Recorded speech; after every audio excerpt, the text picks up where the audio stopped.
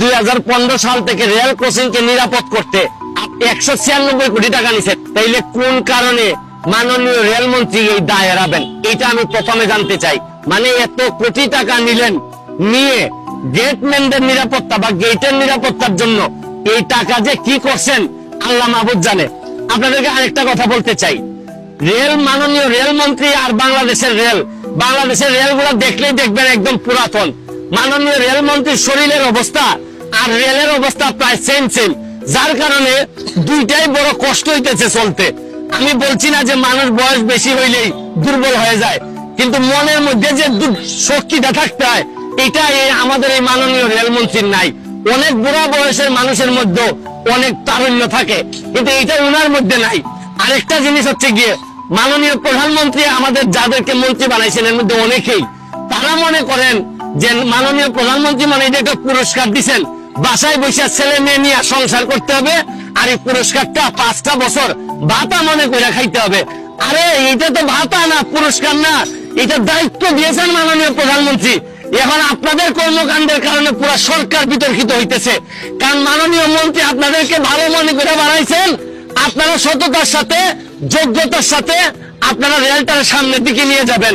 খালি ইয়েস করার জন্য আপনাদেরকে বানান নাই, আলটিমেটলি ইয়েস করে দেশটা 12টা বানাই ফেলতেছেন আপনারা। আজকে যে 12টা 11টা ছেলে মারা গেছে, আমি হরফ করে বলতে পারি 11টা ছেলেই মাননীয় রেলমন্ত্রীর চেয়ে বেশি কোয়ালিফাইড।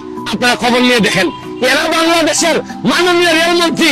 আমি সম্মান রেখে বলছি, আপনি আজকে মারা গেলে বাংলাদেশের খুব বেশি ক্ষতি হবে না, কিন্তু যে 12টা ছেলে মারা গেছে আপনারা একবার বিবেচনা করে দেখেন। আজকে আমার ভাই যে ছেলেটার মা বাবা জানে কি হারাইছে, একমাত্র এই ছেলেটা ইনকাম করার সম্ভাবনা ছিল, এরা জানে কি হারাইছে।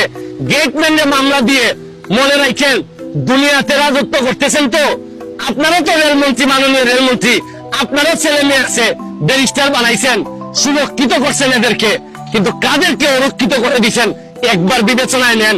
আমার কথা পছন্দ হবে না, আমারে ধ্বংস করে দেন, কিন্তু নিজেরা শুধরাই যান। বঙ্গবন্ধু সোনার বাংলা আপনাদের মতো লোকদের দিয়া যদি আরো 500 বছরে যায় তাও এই সোনার বাংলা হবে না। এই ফ্যামিলিগুলোর ক্ষতিপূরণ কে দিবে? এই 11টা ফ্যামিলি রাস্তায় বসে যাবে।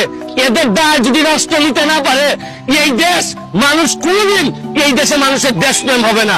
এরপর মাননীয় প্রধানমন্ত্রীর কাছে বলি, এইসব গরব দিয়ে হাল চাষ হয় না। মাননীয় প্রধানমন্ত্রী এদেরকে বদলাইয়া ভালো লোক, বঙ্গবন্ধুর আদর্শের প্রকৃত যোগ্যতা সম্পন্ন তরুণদেরকে দিয়ে এগুলো চালান, তাইলে দেখবেন দেশটা আগাবে।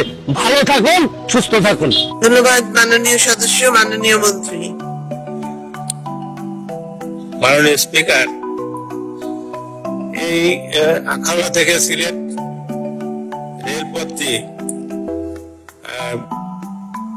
ডবল গেজ করার জন্য এর আগে টেন্ডার হয়েছিল, কিন্তু করোনাকালীন সময়ে এটা পিছিয়ে যায়। এটা নিয়ে এখন কাজ চলছে। এটা দ্রুত এই রেল লাইনের কাজ সম্পন্ন করার জন্য আমরা চেষ্টা করছি। আমাদের সংসদ সদস্য বলেছেন যে উনি জানেন যে রেলওয়েতে লোকবলের অভাব রয়েছে, আমাদের স্টেশন মাস্টারের অভাব রয়েছে, গার্ডের অভাব রয়েছে। মাননীয় প্রধানমন্ত্রী অতি দ্রুত লোকবল নিয়োগ করে তাদের প্রশিক্ষণের মাধ্যমে এই স্টেশনগুলো চালু করার ব্যবস্থা করতে নির্দেশ দিয়েছেন। আমরা দ্রুত লোক নিয়োগ করে তাদের ট্রেনিং দেওয়ার পরে আমরা এই স্টেশনগুলো চালু করবো ইনশাআল্লাহ।